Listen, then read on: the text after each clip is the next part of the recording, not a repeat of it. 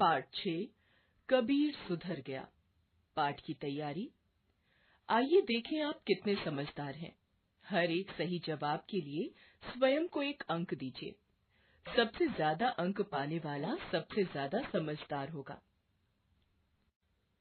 कबीर विद्यालय से घर लौटा और सदा की तरह आज फिर अपने जूते कमरे के कोने में फेंके और बस्ता मेज पर पटक दिया।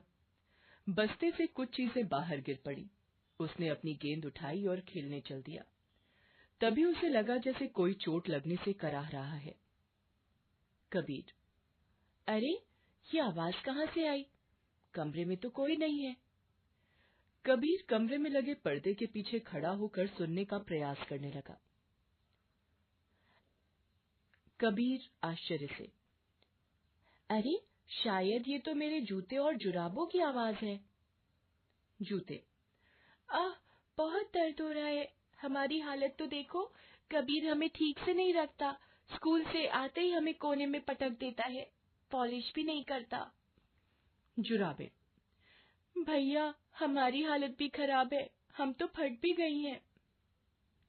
बस्ता: उफ, मैं क्या करूं? कबीर ने मुझे रोज की तरह आज भी पटक दिया है। कभी संभाल कर नहीं रखता। आह, मेरी कमर में बहुत तेज दर्द हो रहा है।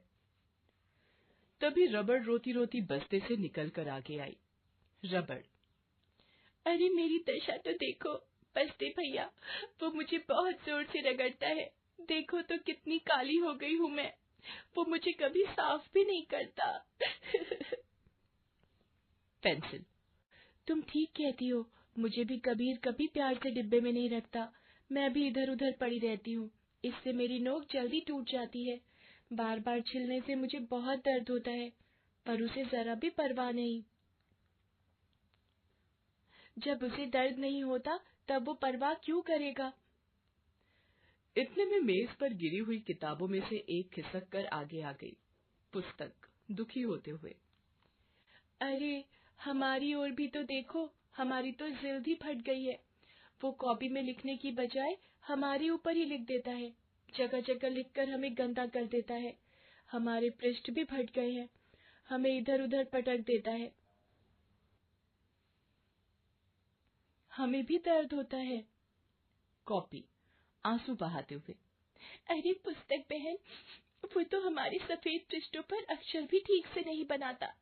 रबड़ से बार बार मिटाता है। कभी कभी तो कागज ही फट जाता है। मैं चीखती रह जाती हूँ, पर कबीर नहीं सुनता। अचानक बदबू आई। सबने अपनी नाक बंद कर ली।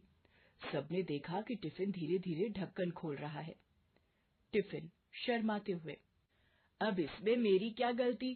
कबीर कभी सारा खाना नहीं खाता। बहुत देर तक खाना बंद रहने से ऐसी गंध आने लगती है।